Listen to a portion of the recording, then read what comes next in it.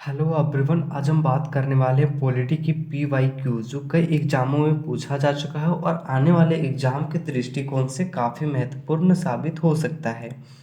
और अगर आप SSC GT 2025 का एग्ज़ाम देने वाले हैं तो आप वीडियो को अंत तक ज़रूर देखिएगा, आपको एग्ज़ाम में काफ़ी मदद मिलेगी। तो चलिए बिना टाइम वेस्ट किए वीडियो को शुरू करते हैं। क्वेश्चन नंबर 83 तक हम लोग पहले के वीडियो में कर चुके हैं। आज हम लोग क्वेश्चन नंबर 84 से करने वाले हैं, ठीक है।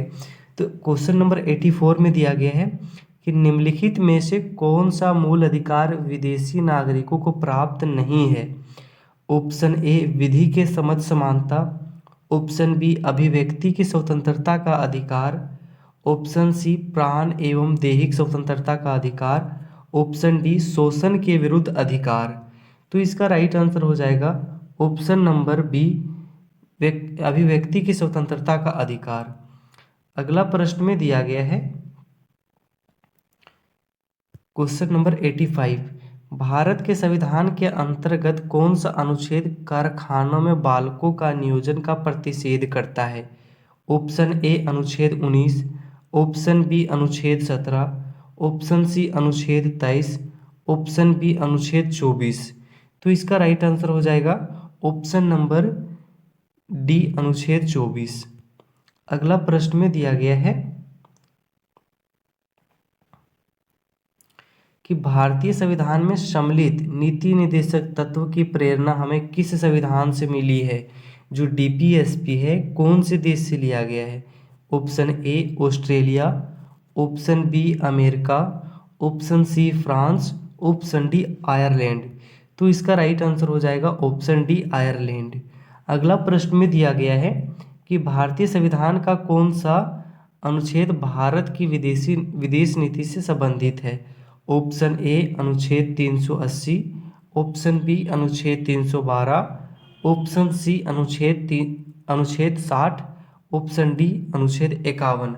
तो इसका राइट आंसर हो जाएगा ऑप्शन नंबर डी अनुच्छेद 51। अनुच्छेद 51 DPSP राज्य की नीति निर्देशक तत्व में भाग 4 में शामिल किया गया है। क्वेश्चन नंबर 88 में दिया गया है। क्वेश्चन नंबर 88 में दिया गया है दोस्तों, हम लोग ऊपर कर लेते हैं। Question number 88। आज थोड़ी क्लास लंबी होगी तो थोड़ा एडजस्ट कर लीजिएगा, क्या कि बहुत जल्द हम लोगों को कंप्लीट करना है, क्योंकि और भी सब्जेक्ट का हम लोग को PYQ करना है, ठीक है। क्वेश्चन नंबर 88 में दिया गया है कि निम्नलिखित में से कौन सी नीति निर्देशक तत्व है। ऑप्शन ए समान नागरिक संहिता, ऑप्शन बी प्रेस की स्वतंत्रता, ऑप्शन सी धर्म की स्वतंत्रता, ऑप्शन डी विधि के समझ समानता। तो इसका राइट आंसर हो जाएगा ऑप्शन नंबर ए समान नागरिक संहिता। अगला प्रश्न में दिया गया है कि भारतीय संविधान में कितने मौलिक कर्तव्य हैं। ये GD का फेवरेट क्वेश्चन है, ठीक है। तो इसको आप ध्यान रखिएगा 2025 के दृष्टिकोण से। देखिए option A 9, option B 11, option C 12, option D 20। तो इसका राइट आंसर हो जाएगा ऑप्शन नंबर डी 11। जब भारतीय संविधान में मौलिक कर्तव्य को जोड़ा गया उस टाइम मौलिक कर्तव्य की संख्या 10 थी, लेकिन बाद में एक और मौलिक कर्तव्य को जोड़ा गया 2002 में, ठीक है। इस बात को भी आप लोग ध्यान दीजिएगा। अगला प्रश्न में दिया गया है कि संविधान में मौलिक कर्तव्य को कब सम्मिलित किया गया। ये भी GD का क्वेश्चन और पूछा गया क्वेश्चन है सब। Option A 1976, 1976, option B 1979, option C 1975, option D 1978। तो इसका राइट आंसर हो जाएगा ऑप्शन नंबर ए 1976, 1976। 1976 में किया गया था कौन से संविधान संशोधन अधिनियम, 42वां संविधान संशोधन अधिनियम। ये एक चीज़ इसमें और पॉइंट कर लीजिएगा, कौन सी समिति की सिफारिश से भारतीय संविधान में मौलिक कर्तव्य को जोड़ा गया था। तो ये हो जाएगा स्वर्ण सिंह समिति, स्वर्ण सिंह समिति, ये चीज़ को आप लोग को पॉइंट करना है। जीडी मौलिक कर्तव्य से हर साल क्वेश्चन पूछता है, ये बात आप लोग जान लीजिए। अगला प्रश्न में दिया गया है कि भारतीय संविधान के किस अनुच्छेद में 42वें संविधान संशोधन विधेयक द्वारा मूल कर्तव्य को सम्मिलित किया गया। देखिए क्वेश्चन जीडी से आ रहा है, तो आप ध्यान दीजिएगा 2025 की जीडी देने वाले जितने भी अभ्यर्थी हैं, ठीक है। ऑप्शन ए अनुच्छेद 50, ऑप्शन बी अनुच्छेद 51A, ऑप्शन सी अनुच्छेद 52, ऑप्शन डी अनुच्छेद 53। तो इसका राइट आंसर हो जाएगा ऑप्शन नंबर बी अनुच्छेद 51A। अगला प्रश्न में दिया गया है कि भारत के संविधान के किस भाग में मौलिक कर्तव्य उल्लेखित है। ऑप्शन ए भाग 3, ऑप्शन बी भाग 4, ऑप्शन सी भाग 4A, ऑप्शन डी भाग 6। तो इसका राइट आंसर हो जाएगा ऑप्शन नंबर सी भाग 4A। भाग 3 में दिया गया है मौलिक अधिकार, भाग 4 में दिया गया है डीपीएसपी। डीपीएसपी को हम लोग किस नाम से जानते हैं, राज्य की नीति निर्देशक तत्व। और भाग 6 में दिया गया है राज्य सरकार के बारे में, और भाग 5 में दिया गया है संघ की सरकार के बारे में, ठीक है। क्वेश्चन नंबर 93 में दिया गया है कि निम्नलिखित युग्मों में कौन सा एक सुमेलित नहीं है, इसमें कौन सा सही नहीं है। भाग 2 नागरिकता से है क्या, भाग 3 मूल अधिकार से है क्या, भाग 4 राज्य की नीति निर्देशक तत्व से है क्या, भाग 5 मूल कर्तव्य से है क्या। तो इसका ये प्रश्न का उत्तर आप लोगों को कमेंट बॉक्स में देना है। जस्ट अभी इसके एक नंबर ऊपर के प्रश्न में हम लोग क्वेश्चन नंबर 92 में इस प्रश्न को अभी हम लोगों ने हल किया है। तो इस प्रश्न का उत्तर आप लोगों को कमेंट बॉक्स में देना है, ठीक है। अगला प्रश्न में दिया गया है भारतीय संविधान का कौन सा अनुच्छेद राष्ट्रपति के पद के लिए पुनः निर्वाचित की योग्यता निर्धारित करता है। ऑप्शन ए अनुच्छेद 52, ऑप्शन बी अनुच्छेद 54, ऑप्शन सी अनुच्छेद 55, ऑप्शन डी अनुच्छेद 57। तो इसका राइट आंसर हो जाएगा ऑप्शन नंबर डी अनुच्छेद 57, अनुच्छेद 57, ठीक है। अगला प्रश्न में दिया गया है कि राष्ट्रपति का रिक्त स्थान भर लिया जाना चाहिए। ऑप्शन ए 90 दिन, ऑप्शन बी 6 महीना, ऑप्शन डी 9 महीना, ऑप्शन डी 1 वर्ष। तो इसका राइट आंसर हो जाएगा ऑप्शन नंबर बी 6 महीना। अधिकतम 6 महीना में राष्ट्रपति का पद जो रिक्त हुआ है उसको भर लेना है। अगला प्रश्न में दिया गया है कि यदि भारत के राष्ट्रपति का पद रिक्त हो जाए तो और कोई उपराष्ट्रपति भी ना हो, तब निम्न में से कौन कार्यवाहक राष्ट्रपति के रूप में कार्य करेगा।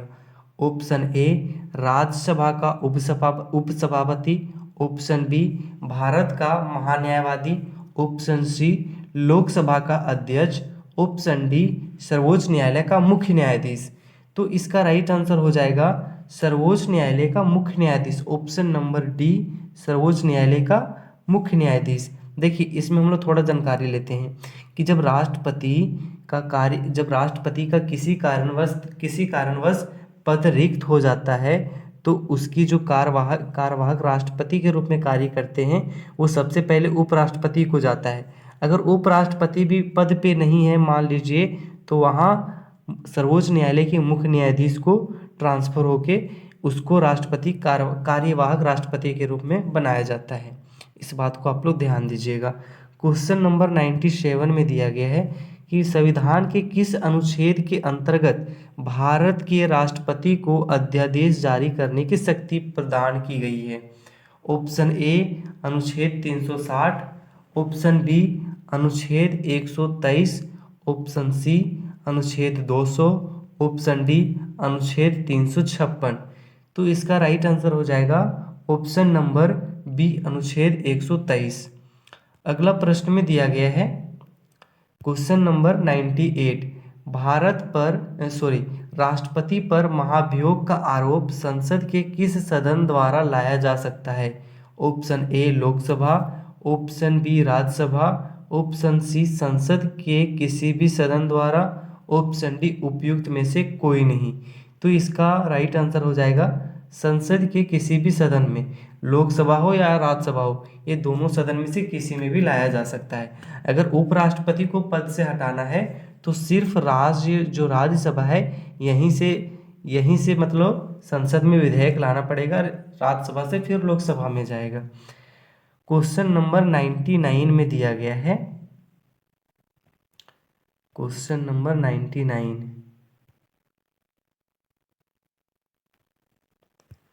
क्वेश्चन नंबर 99 में दिया गया भारतीय संविधान का कौन सा अनुच्छेद राष्ट्रपति को उच्चतम न्यायालय परामर्श करने की शक्ति प्रदान करता है?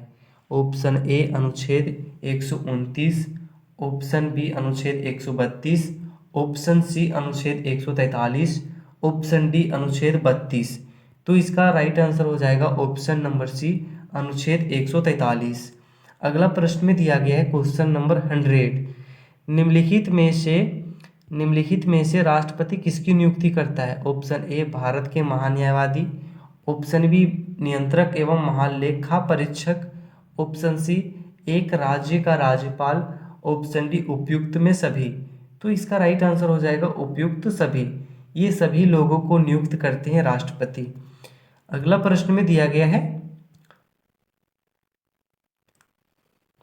अगला प्रश्न थोड़ा लंबा है दोस्तों, ठीक है, तो इसको हम लोग बढ़िया से पहले सेट कर लेते हैं। देखिए क्या बोला जा रहा है, सूची 1 को सूची 2 से सम्मिलित कीजिए तथा निम्न कूट का प्रयोग करते हुए सही उत्तर का चयन कीजिए। सूची 1 राष्ट्रपति, सूची 2 अवधि। देखिए ऑप्शन ए फखरुद्दीन अली अहमद का कार्यकाल 1969 से 1974, option B N Sanjiva Reddy, जो इसका बताया जा रहा है ऑप्शन में 1974 से 1977, option C doctor Zakir Hussain, इसका कार्यकाल 1977 से 1982, option D V Giri, option इसका दिया है ऑप्शन नंबर 4 में दिया गया है 1967 से 1969। तो इसमें आपको कूट को सही सुमेलित कर कर एक सही उत्तर का चयन करना है, ठीक है, क्वेश्चन नंबर 101 का। तो इसका राइट आंसर क्या हो जाएगा? ऑप्शन नंबर सी हो जाएगा, ऑप्शन नंबर सी हो जाएगा, ठीक है, राइट उत्तर। अगला प्रश्न में दिया गया है कि भारतीय राष्ट्रपति के सर्वसम्मति से चुने जाने का अभी तक एकमात्र उदाहरण है। Option A doctor Rajendra Prasad, option B doctor Radhakrishnan, option C doctor Zakir Hussain, option D Neelam Sanjiva Reddy. तो इसका राइट आंसर हो जाएगा option number D Neelam Sanjiva Reddy. अगला प्रश्न में दिया गया है राष्ट्रपति के उम्मीदवार के लिए क्या आवश्यक नहीं है? ऑप्शन ए 35 वर्ष की आयु, ऑप्शन बी पढ़ा लिखा हो, ऑप्शन सी संसद चुने जाने की योग्यता हो, ऑप्शन डी देश का नागरिक हो। तो इसका राइट आंसर हो जाएगा ऑप्शन नंबर बी पढ़ा लिखा हो, ठीक है। क्वेश्चन नंबर 104 में दिया गया है कि भारत का राष्ट्रपति अपना त्यागपत्र किसको देगा? ऑप्शन ए लोकसभा के अध्यक्ष को, ऑप्शन बी भारत के उपराष्ट्रपति को, ऑप्शन सी भारत के मुख्य न्यायाधीश को, ऑप्शन डी भारत के प्रधानमंत्री को। तो ये बात ध्यान देना है आप लोगों की, भारत के उपराष्ट्रपति को त्यागपत्र देते हैं राष्ट्रपति, ठीक है। जो उपराष्ट्रपति हैं वो राष्ट्रपति को त्यागपत्र नहीं देते, ये उपसभापति को, राज्यसभा के उपसभापति को त्यागपत्र देते हैं।